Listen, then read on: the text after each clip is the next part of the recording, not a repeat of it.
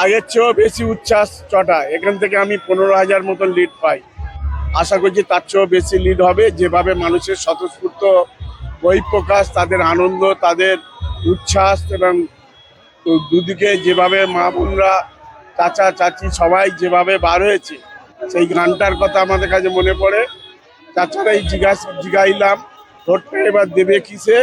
চাচি চিল্লায় কয়, ভোটটা এবার দেব জোড়া ফুলের মাঝখানে।